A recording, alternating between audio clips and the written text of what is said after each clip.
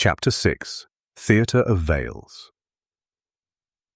The Theatre Royal's rafters groaned beneath Lilly's slight weight, ancient timbers protesting with whispers that only those who dwelled in shadows could interpret. Dust motes danced in the feeble light of gas lamps far below, each particle catching fire like miniature stars before fading back to obscurity. Lilly's fingers traced the weathered wood, reading its history through touch alone, the countless performances, the secrets whispered between acts, the desperate prayers of understudies. The anonymous tip from one of her street informants had proven correct. The Duke's coven never misses opening night of Macbeth, the ragged boy had whispered, pocketing her coin with nimble fingers. Something about the magic in Shakespeare's words, miss. Real magic. Below, 3 actresses circled a bubbling cauldron, their voices rising in practiced unison. Double, double, toil and trouble, fire burn and cauldron bubble. Amateurs, Lilly thought, her lip curling with disdain. The cauldron itself was another matter. Beneath its theatrical trappings, the painted wood and cleverly concealed oil lamp, lurked something genuine. A bound spirit writhed within the prop's hollow core, its essence tethered by crude but effective sigils carved into the underside. The spirit's presence manifested as a subtle vibration that traveled through the floorboards, up the support beams, and into Lilly's bones. Its silent scream of captivity resonated with something primal within her. Her gaze drifted from the stage to the boxes that lined the theatre's curved walls. There, nestled among London's aristocracy, like wolves among sheep, sat members of the Duke's coven. Their ceremonial pins glinted in the gaslight. Silver daggers wreathed in thorns, each thorn tip bearing a droplet of ruby glass. To the uninitiated, mere jewelry. To those with eyes to see, badges of allegiance to powers that slumbered beneath London's cobblestones. Lord Harrington occupied the centre box, his corpulent frame spilling over the velvet chair. The pin at his cravat pulsed with a rhythm counter to the bound spirit below. Beside him, Lady Fairchild's skeletal hand clutched an opera glass, her attention fixed not on the performance but on the cauldron. Her lips moved in silent incantation, reinforcing the binding. The smell of grease paint, mingled with brimstone, rose from the stage, a pungent reminder of the thin veil between performance and reality. The actresses continued their incantation, unaware that their theatrical witchcraft provided cover for the genuine article occurring in the audience boxes. Lilly shifted her position, her blood and tattoos thrumming in response to the magical currents flowing through the theatre. The rafters offered a perfect vantage, close enough to observe, distant enough to remain undetected. Her fingers absently traced the outline of a throwing star concealed in her bodice. The lead witch thrust her arms skyward, her voice rising to a crescendo that echoed through the cavernous space. "By the pricking of my thumbs, something wicked this way comes." The bound spirit in the cauldron surged against its constraints, causing the prop to shudder almost imperceptibly. Only those attuned to such things would notice. The coven members in their boxes, and Lilly in her perch above. Lord Harrington leaned forward, his jowls quivering with anticipation. Lady Fairchild's opera glass lowered, her attention now fully captured by the stage.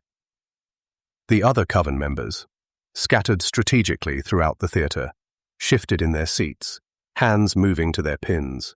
Lilly's eyes narrowed as she catalogued each movement, each subtle gesture. The theatre had become a chessboard, the performance merely a backdrop to the true game being played.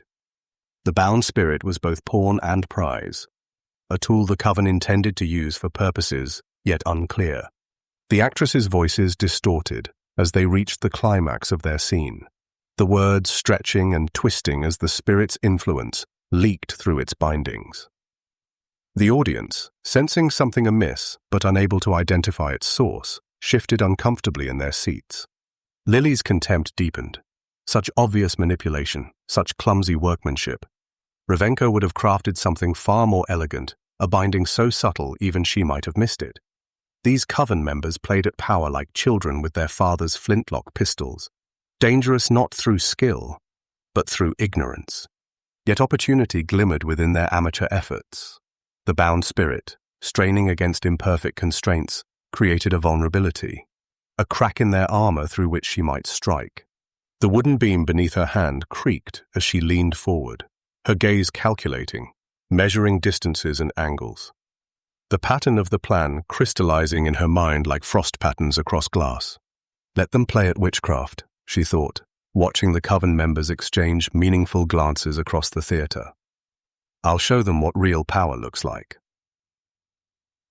The rope bit into Lilly's palms, its fibers rough as cat tongues against her skin. She hung suspended in the theater's upper darkness, the ancient hemp creaking softly with each minute adjustment of her weight. The sound disappeared beneath the actress's incantations, their voices rising and falling in theatrical cadence that made her teeth ache with its falseness.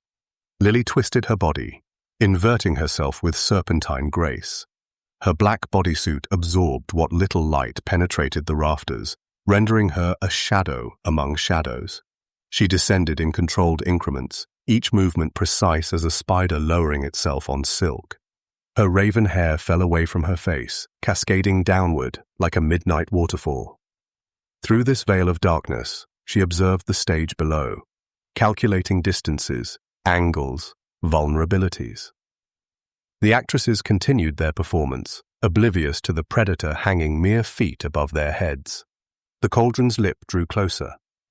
Its fake iron surface radiated cold, a chill that reached upward to brush against Lilly's face before she'd even touched it. Not ordinary cold, magical cold. The kind that whispered of binding and imprisonment.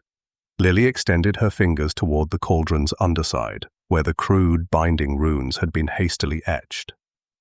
Her fingertips traced their outlines, feeling the jagged, uneven cuts into the wood in the imitation of metal. Amateur work. Revenko would have considered such sloppy craftsmanship an insult to the art. Perhaps one of his apprentices then, talented enough to bind a spirit, but lacking the finesse of a master. The runes pulsed with dull amber light at her touch, recognizing the power in her blood.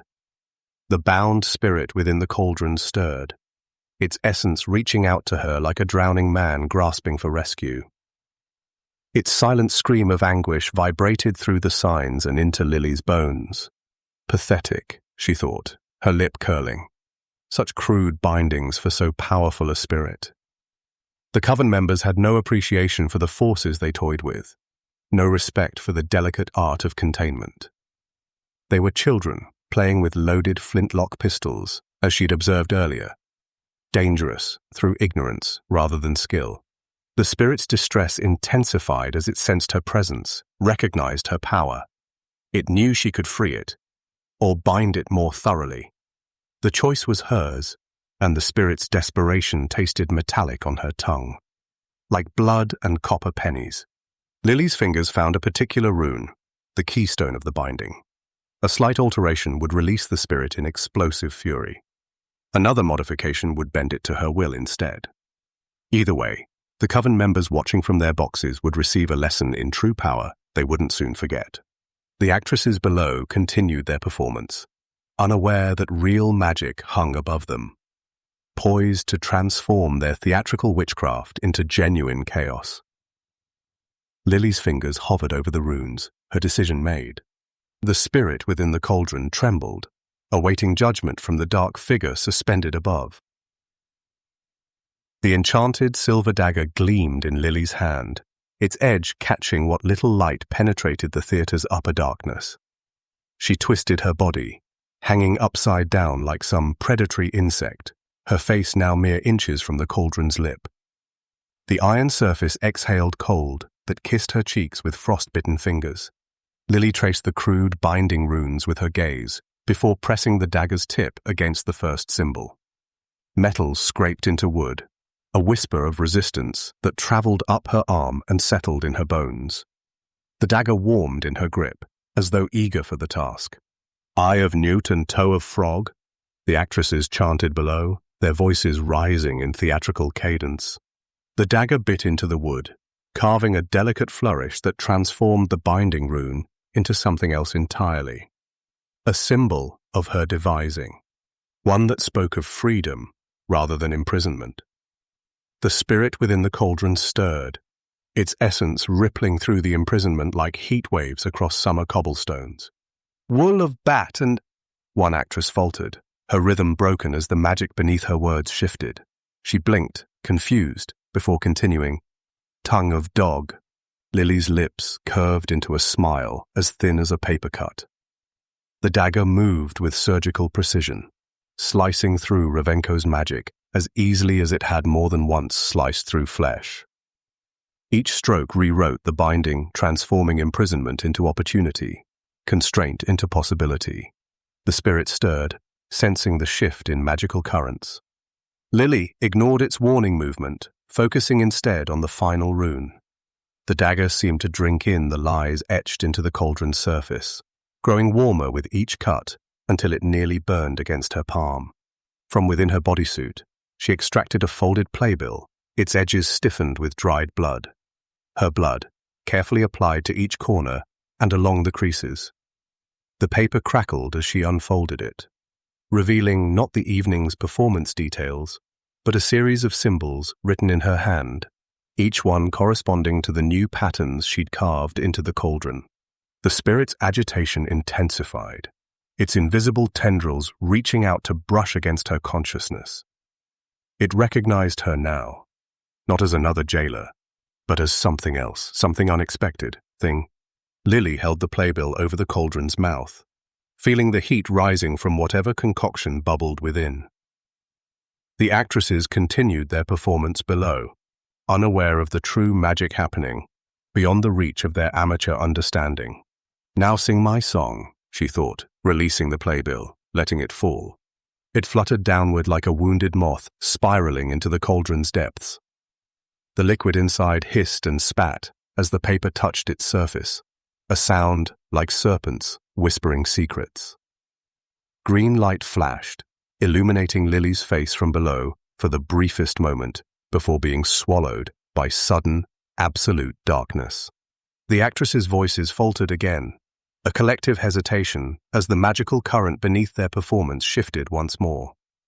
The spirit within the cauldron trembled, caught between Revenko's binding and Lily's liberation, between one master and another, or perhaps freedom itself. Lilly felt power surge through her veins, electric and intoxicating. Her blood sang as it recognized the magic she'd unleashed, her alterations interfacing with the existing enchantment like two rivers converging into something wilder and more dangerous than either alone. Below, the performance resumed, the actresses finding their rhythm again. But now, they chanted words they hadn't rehearsed, syllables that tasted strange on their tongues yet felt inexplicably right. They were no longer reciting lines from a play. They were speaking Lily's truth, called forth by her will, rather than the coven's. The cauldron shuddered, a tremor that traveled up through the fumes and into Lily's body. The spirit inside recognized her blood on the playbill, forging a connection that bypassed the crude bindings. It wasn't freedom she offered, not exactly, but perhaps something more valuable: purpose. The cauldron's contents surged upward, a geyser of emerald mist that billowed across the stage like a living thing. It coiled and twisted, seeking form as it rose above the startled actresses. The audience leaned forward in their seats, mistaking the spectacle for theatrical innovation rather than the magical insurgency it truly was. Lilly watched from her perch, her blood thrumming with satisfaction. The mist condensed, particles of ectoplasm gathering into a face that hovered above the stage. Revenko's face, his features rendered in ghostly green vapor, yet unmistakable in their cruel precision. His lips parted, and though the sound barely disturbed the air, every ear in the theatre heard the accusation, "Traitor." The word slithered through the space, coiling around throats and settling in stomachs like lead. Lily's mouth curved into a smile sharp enough to draw blood. Recognition at last, she thought, and on my terms. Below, the first witch stiffened, her eyes rolling back to show only whites. When she spoke again, her voice carried none of the practiced theatrical cadence, but rather the flat, hollow tone of one possessed. "The children taken from St. Giles will feed the Duke's coven at tomorrow's eclipse," she intoned.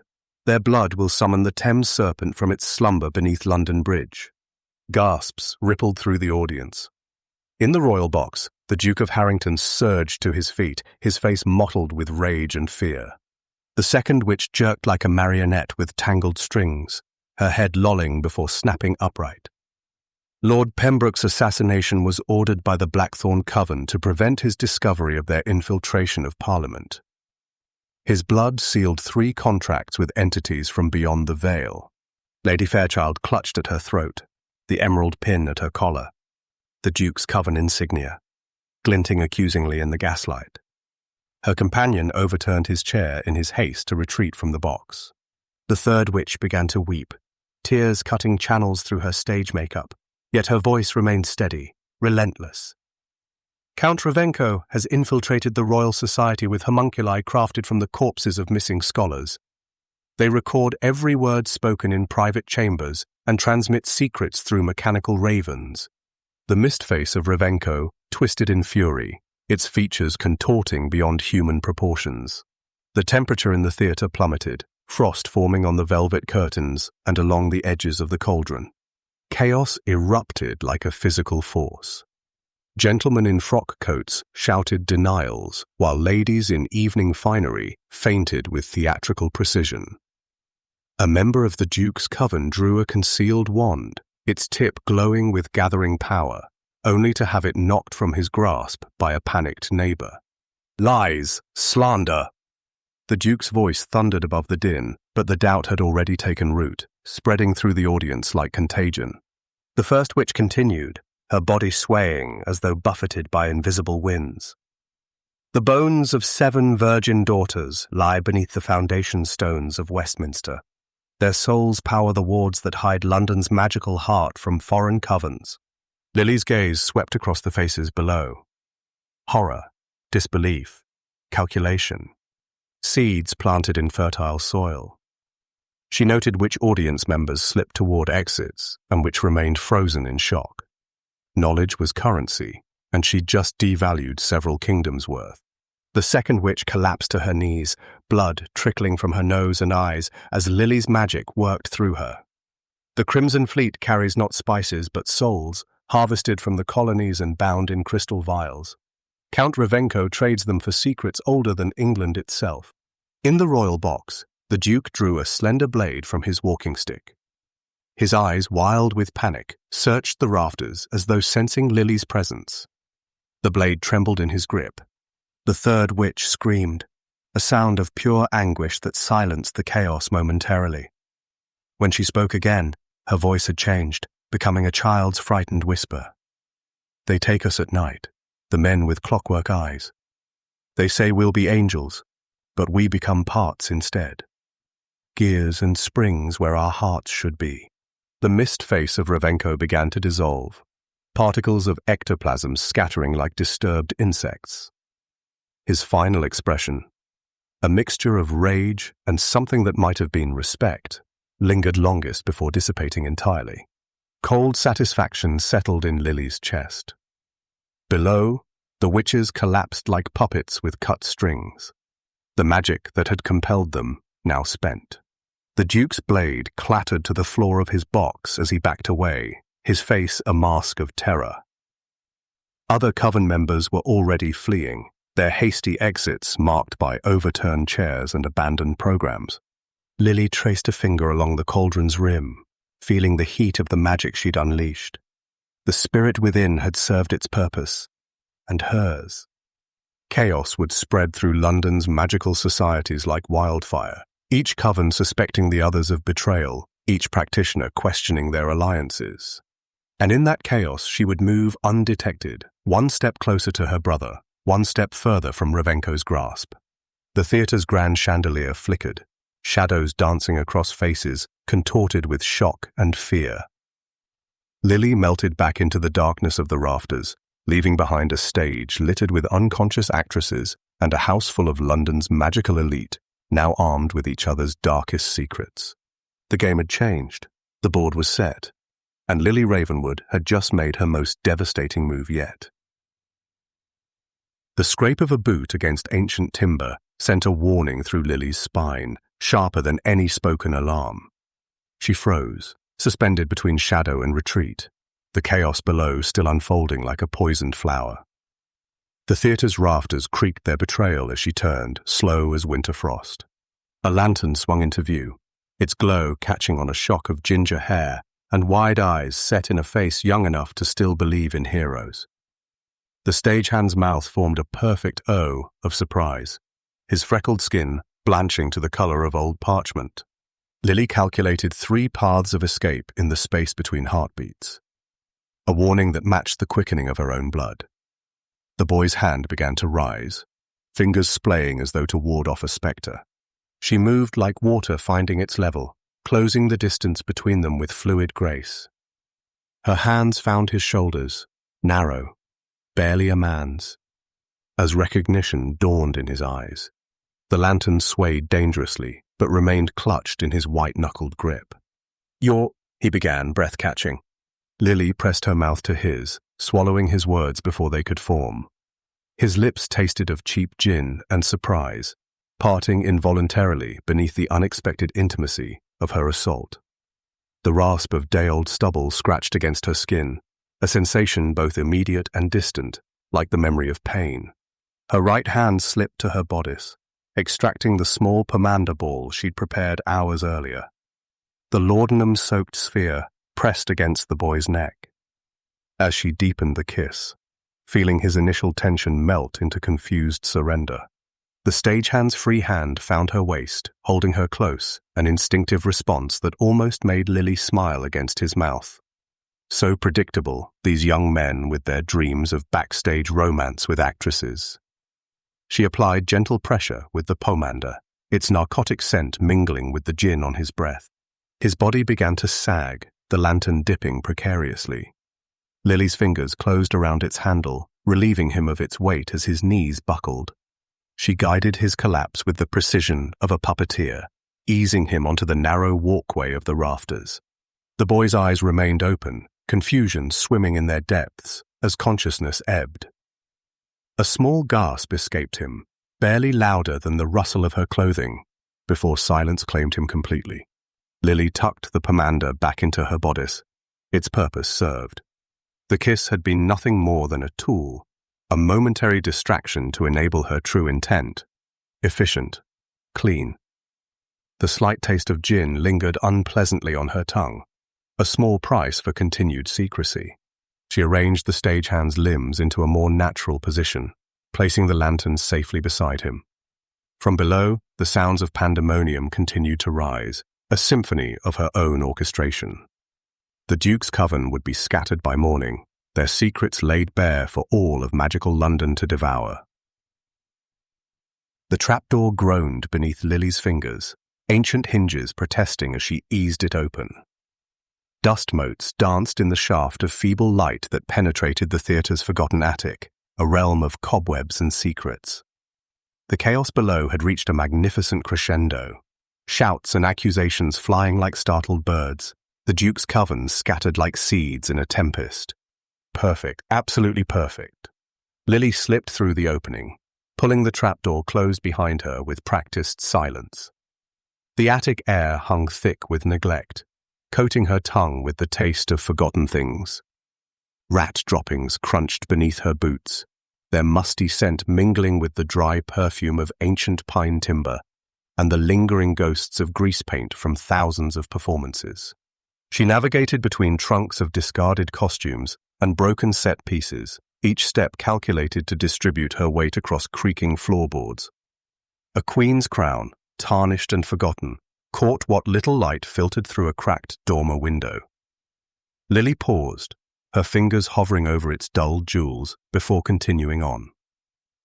No time for souvenirs, not when the theatre below was transforming from stage to battlefield. The narrow window at the attic's far end offered escape to the rooftops beyond. Its frame, swollen with decades of London damp, surrendered to her dagger's persuasion. Cool evening air rushed in, carrying the city's symphony of coal smoke, sewage, and humanity. Lilly slipped through the opening like water finding its course, her body conforming to the tight space with serpentine grace. 3 rooftops later, she descended a drainpipe into the Warren of 7 Dials, where 7 streets converged like spokes on a wheel of misfortune. The alleyway behind the theatre welcomed her with its particular brand of London squalor. Rotting vegetables from the market stalls formed a slick carpet underfoot, while the walls wept with condensation from too many bodies living too close together. The scrape of boot on stone came a heartbeat before she sensed the presence. Lilly's hand found her enchanted silver dagger without conscious thought, muscle memory born of need of survival. "Evening, Ravenwood." The voice emerged drawling from shadow, northern vowels flattened in a poor attempt at London refinement. "Thought you might slither this way. Revenko's offering quite the bounty for your pretty head." The mercenary stepped into what passed for light in the fetid alley. His leather armor bore the rivets and subtle patterns of Blackthorn Coven craftsmanship. Quality work, wasted on an inferior wearer. The blade in his hand caught the meager illumination from a distant gas lamp, its edge shimmering with an oily substance that phosphoresced in shifting hues of violet, green, and blue. Fey-forged venom. Nasty. 3 minutes to paralysis, 5 to heart failure. Lilly's lips curved into a smile that never reached her eyes. She assessed him with a predator's precision. Weight balanced incorrectly, grip too tight on his weapon, breath coming quick with anticipation rather than control. Sloppy. Overconfident. Dangerous only because of what coated his blade. The theatre's chaos had been merely the overture. Now came the true performance, played out in an alley that stank of desperation and decay, with only rats and shadows for an audience. "Revenko's offering quite the bounty for your pretty head." The mercenary's words hung in the fetid air between them. Lilly's lips curved into a smile that never reached her eyes. "Is that what they're paying for these days? How disappointing." She shifted her weight to the balls of her feet, the movement so subtle it barely registered in the alley's gloom. "I'd have thought my hands would fetch more. They've done far more interesting work." The mercenary's nostrils flared, his grip tightening on the venomous blade. Moonlight caught the oily substance coating its edge, making it shimmer like a drowned rainbow. "You talk too much for someone about to die," he growled, advancing with the cautious step of a predator who suspects his prey might have teeth. "Moderation's for monks." Lilly's fingers found the first throwing star nestled in her sleeve, its weight familiar and perfectly balanced. And mediocre spellcasters. The star left her hand in a blur of silver, trailing cobalt flames that illuminated the alley in ghastly blue. It struck the mercenary's pauldron with a sound like a bell being struck underwater. Blue fire erupted across the leather armor, crawling across the rivets and buckles with hungry, unnatural appetite. "Bitch!" he snarled, slapping at the flames with his free hand while lunging forward, blade extended. Lilly bent backward at the waist, the venomous edge passing so close to her throat that she felt the air part before it. The movement was fluid, almost lazy, a dancer acknowledging a clumsy partner's misstep. Her second star was already spinning between her fingers, catching what little light penetrated the alley's gloom. She calculated angles with the precision of a master mathematician, her eyes tracking the gas lamp hanging from a rusted bracket 10 feet away. The star left her hand with a whisper of displaced air, its trajectory seemingly wild, until it struck the lamp's brass base with a musical ping. It ricocheted at a perfect angle, the blue flames now trailing like a comet's tail as it found its true target. The mercenary's wrist exploded in a spray of crimson as the star severed tendons with surgical precision. His fingers spasmed open, nerveless and betraying. The venomous blade clattered against the cobblestones, the sound echoing between the close-set buildings like a death knell. Blood dripped onto the fallen weapon, meeting the fey venom with an angry hiss. Steam rose from the mixture, carrying the scent of burning copper and rotting flowers. The mercenary clutched his ruined wrist to his chest, his face a mask of shock and dawning horror.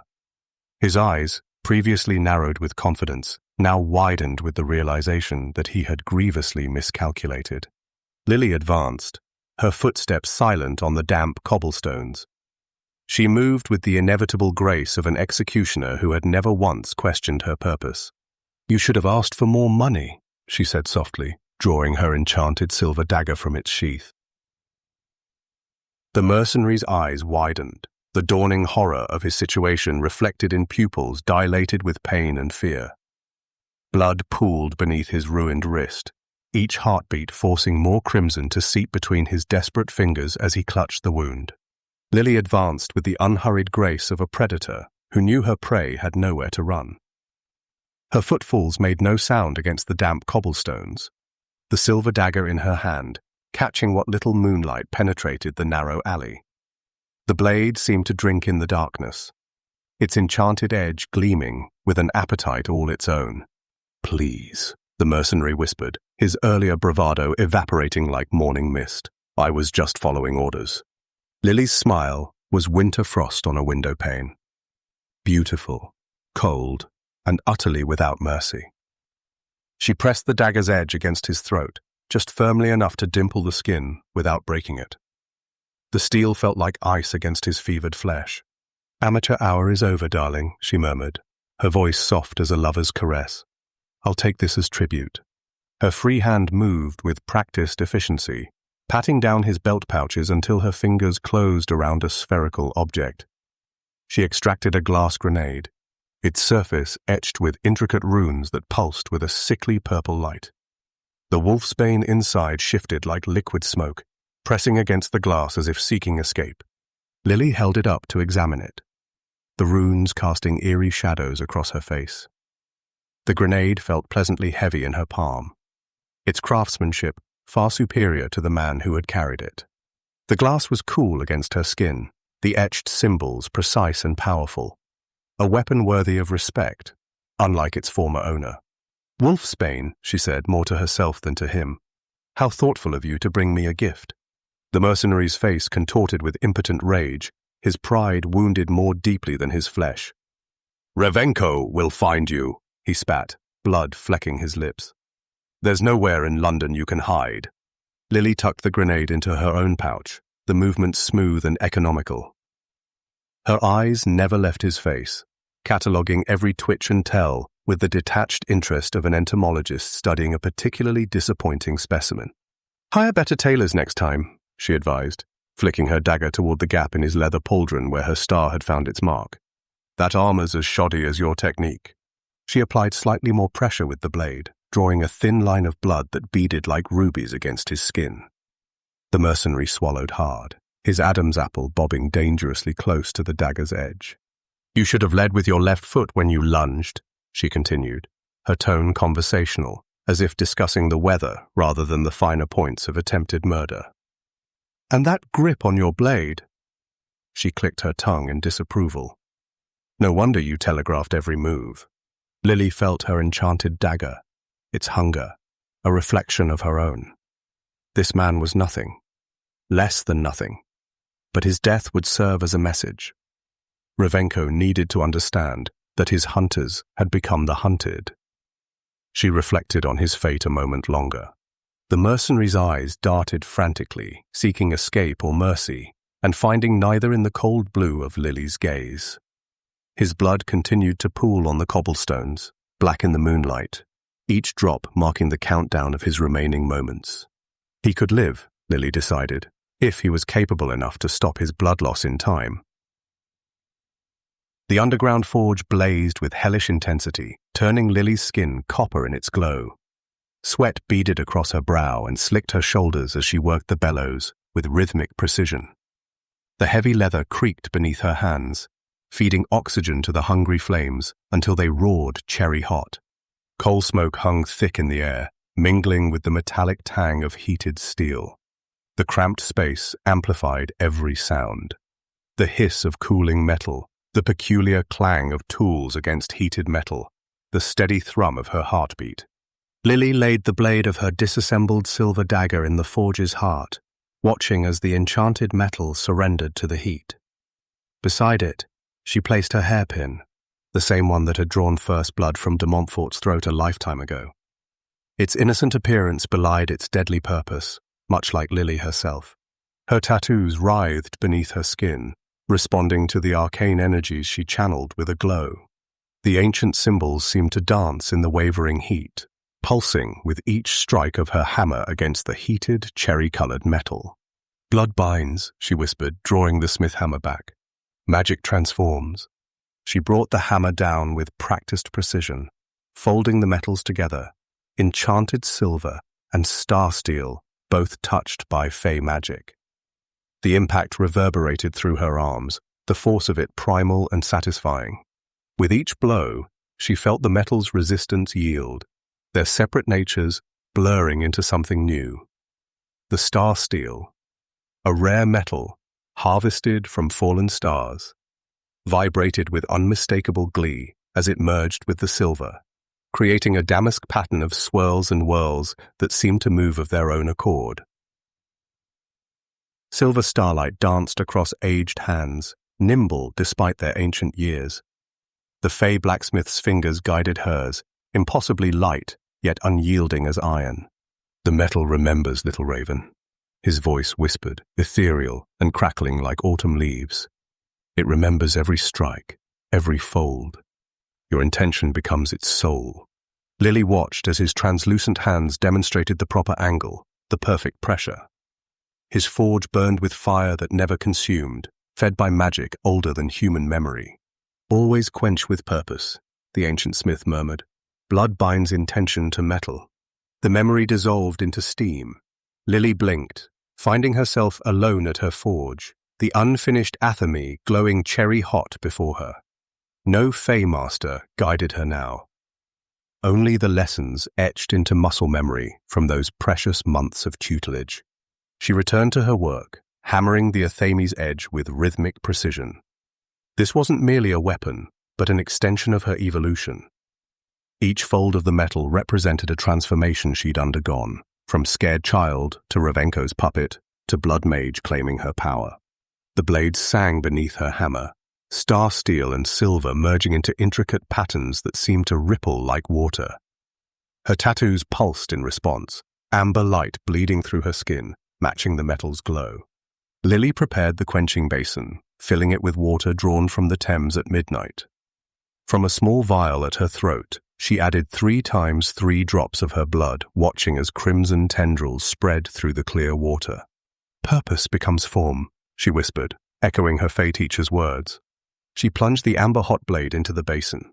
Steam erupted violently, hissing and coiling around her arms like serpents.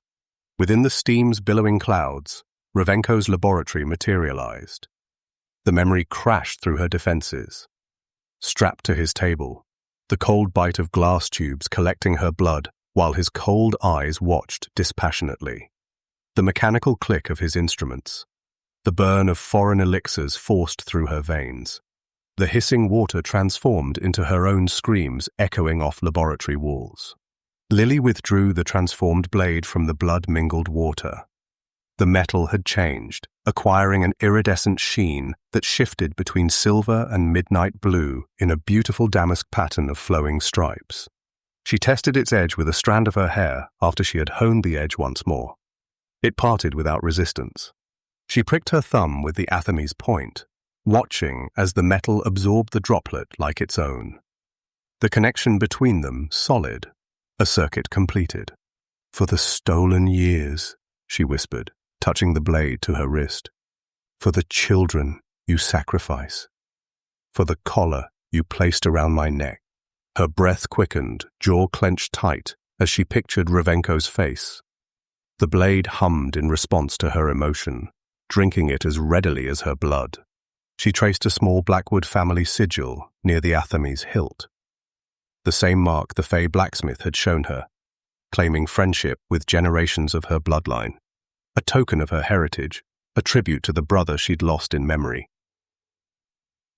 Twilight fog slithered across the Thames like a living thing, hungry fingers of mist probing at the boathouse where Lilly had made her temporary sanctuary. She pressed her palm against the window glass, feeling the cold seep into her skin. The warped pain distorted the river's surface, turning moonlight into fractured silver daggers that danced on the black water. A timber groaned beneath her feet, then another. The whole structure seemed to sigh with each gentle wave that lapped at its foundations, as though the ancient wood remembered being trees and longed to return to the forest. Lily's skin tingled as her tattoos awakened, amber light leaking through the thin fabric of her blouse like lanterns behind gauze. She traced her fingertips along the weathered window frame, leaving invisible patterns that hummed with subtle magic. The aversion charms weren't complex, just enough to make casual passers-by suddenly remember urgent business elsewhere. Not for everyone, she whispered to herself. Just the ones who'd bring trouble. Her ears caught the deliberate rhythm of footsteps on the dock outside. Not the uncertain tread of a lost drunk, or the hurried pace of someone seeking shelter. These steps belonged to someone who knew exactly where they were going. "You're early," she called without turning, her voice carrying through the damp air. The door protested with a long, pained creak as it swung open. The smell hit her immediately. River mud and rotting wood rushing in to mingle with the jasmine oil she'd combed through her hair that morning. She inhaled deeply, cataloguing the scents, finding comfort in their familiarity. Jackson Westwood stood framed in the doorway, a dark silhouette against the misty night. His spectacles caught the moonlight as he tilted his head, examining the cluttered interior with the methodical gaze of a man who missed nothing. Fishing nets hung from ceiling beams like captured ghosts. Tools from a forgotten era rusted against walls that had weathered a century of Thames floods. The single oil lamp she'd lit cast monstrous shadows that seemed to move of their own accord. "Mind the third stair-step," Lily warned. "It's rotten through." Jackson's eyes found the small staircase leading to her elevated platform. A quick repair, surely. His voice carried that familiar, aristocratic lilt that never failed to irritate her. "Carpentry isn't among my priorities." Lily turned fully now, watching as he approached the stairs. Some broken things serve a purpose. As traps for unwary visitors? A hint of amusement played at the corner of his mouth. As tests, she leaned against the railing. The observant pass, the rest get splinters. Jackson tested each step with careful pressure, his leather shoes incongruous against the weathered wood. His foot hovered over the third step before deliberately skipping to the fourth. As he shifted his weight, his gaze caught on something beneath the broken wood. "What have we here?" He stooped, reaching beneath the splintered board with long, elegant fingers. The wooden object he retrieved seemed to capture what little light existed in the boathouse. A wolf, carved with such meticulous detail that Lily could almost hear it howl. Its tiny eyes, two pinpricks of darker wood, seemed to follow movement with uncanny awareness. "Interesting friends you keep." Jackson turned the token in his palm, studying it with undisguised curiosity. Lily felt her tattoos flare hot against her skin, amber light pulsing before dimming again. A warning, a recognition. "Not mine," she said, her voice sharper than intended. "Cedric's work. This used to be his safe house before I took it over." She extended her hand, fingers curling impatiently. "I'd appreciate its return." The river whispered beneath them, louder now, as if the current carried secrets upriver from the distant sea. Secrets meant only for those who knew how to listen. "Cedric always did have a talent for hiding things in plain sight," Jackson said, still holding the wolf. "One wonders what else might be concealed here." "One might wonder," Lily replied coldly, "but one might also mind one's own business." Westwood turned the token over in his fingers, studying the craftsmanship. "Cedric of the Crimson Paw, I presume? Their mute scout has quite the reputation." "As do you, for someone who claims to be merely an academic." Lily crossed the room, her footsteps making no sound on the creaking boards. She plucked the wolf from his hand, her fingers avoiding contact with his skin. "The Crimson Paw are not my allies, but they have their uses." "As do I?" Westwood's eyebrow arched above the rim of his spectacles. "Precisely." Lily slipped the wolf into her pocket, its weight an unwelcome reminder of complications she'd rather avoid. "Though I find myself questioning the wisdom of this arrangement with increasing frequency." The boathouse groaned around them, a counterpoint to the gentle lapping of water against its foundations. Outside, a nightbird called, its cry echoing across the river like a lost soul. The Crimson Paw are not known for their subtlety, Westwood observed, moving to the window where Lilly had stood. If they've found this place— They haven't, Lilly interrupted. Cedric works independently when it suits him. Gabriel doesn't know about this location. And you trust this Cedric? Lilly's laugh held no humor. I trust no one completely, Westwood. A philosophy that has kept me breathing far longer than Revenko intended. She moved to a scarred table in the center of the room, where maps and diagrams lay scattered across its surface. The athame at her hip hummed with quiet energy, responding to her agitation. The wolf token is a warning, she said, tracing a finger along the edge of a map. The Crimson Paw have caught Revenko's scent. They're hunting him for their own reasons. Complicating our plans, Westwood noted, joining her at the table. Or providing a useful distraction. Lilly's tattoos pulsed brighter for a moment, casting amber light across the papers. Werewolves make excellent chaos. Wolves at the door. The craftsmanship is remarkable, Westwood observed, adjusting his spectacles. Each detail rendered with such care, the individual strands of fur, the intelligent eyes. One might almost expect it to howl. Lilly's thumb traced the contours of the carving through the fabric of her pocket. The wood felt warm against her skin, unnaturally so, as if it retained something of its maker's essence. Cedric may be mute, but his hands speak volumes, she said, her tone flat and dismissive. The Crimson Paw have always had a flair for the dramatic. Outside, the Thames continued its eternal conversation with the shore, a whispered exchange of secrets older than the city itself. A night heron called, the sound slicing through the darkness like a blade. Westwood moved closer to the maps spread across the table, careful to avoid the rotting floorboard. Perhaps they're offering alliance, he suggested, tracing the outline of St. Paul's Cathedral with a scholarly finger. The pack has no love for Revenko either. Their territories have been encroached upon by his mechanical sentries for years. The corner of Lilly's mouth twitched, not quite a smile. Wolves make poor allies, Westwood. She withdrew the token and placed it deliberately on the edge of the map, positioning it like a chess piece. They follow strength and scent. Loyalty purchased with dominance is no loyalty at all. You speak as if from experience, Westwood noted, his eyes studying her face rather than the token. Lilly's tattoos pulsed once, a flare of amber beneath her sleeve. Pack mentality is predictable. The alpha commands, the others obey. Until a stronger alpha emerges. Her fingers drummed against the hilt of her athame. I prefer variables I can control. And yet you keep this token, Westwood observed. If not as an offer of alliance, then as what? The boathouse creaked around them, timbers shifting with the tide's pull. Lilly's gaze drifted to the window, where London's mist-shrouded silhouette loomed beyond the glass. Information, she said finally. Cedric tracks Revenko's movements through territories where I cannot go. His loyalty is to Gabriel, yes, but his hatred for Revenko runs deeper than pack bonds. Hatred is rarely a stable foundation for cooperation, Westwood cautioned. Lilly's laugh was sharp as broken glass. On the contrary, hatred is the most reliable emotion humans possess.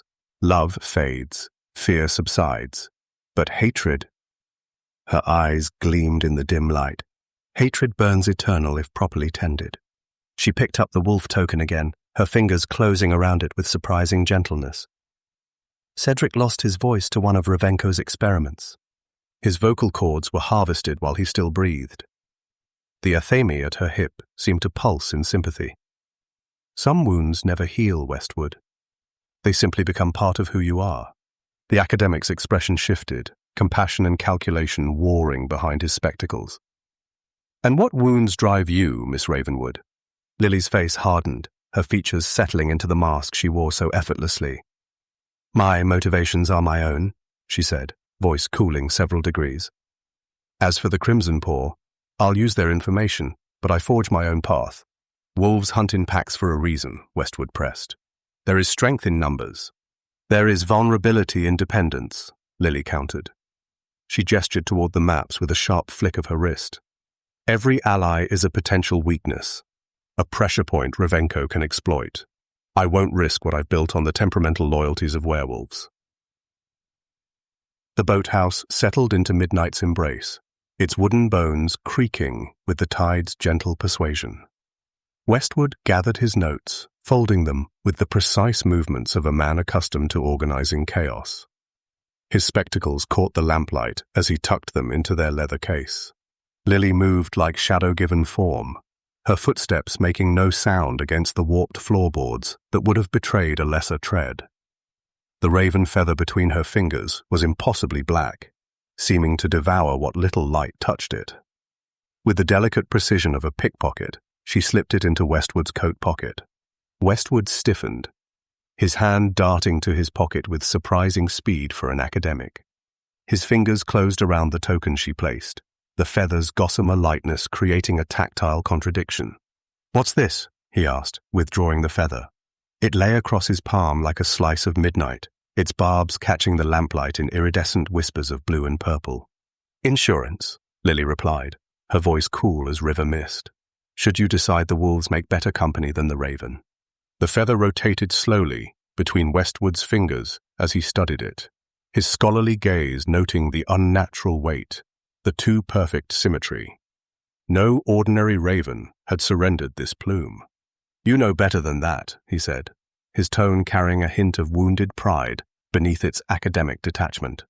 Lily's tattoos pulsed once beneath her sleeve, a brief flare of amber that matched the sudden intensity in her eyes.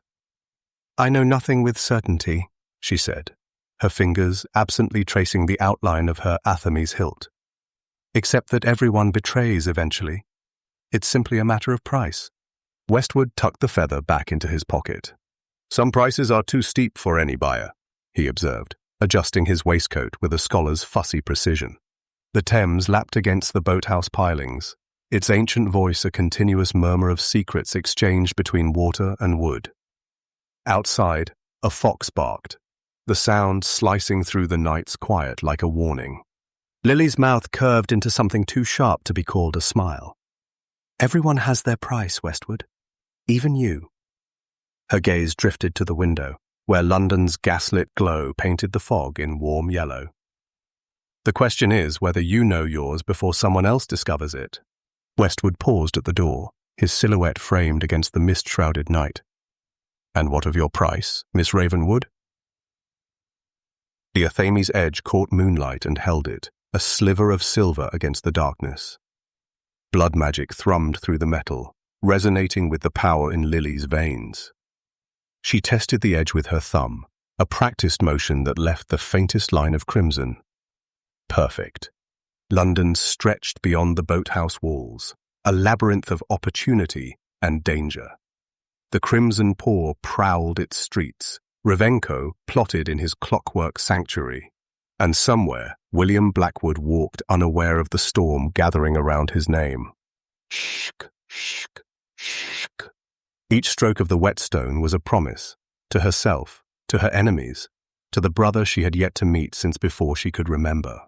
The wolves howled again, a chorus now, their voices blending into a primal symphony that echoed across the Thames.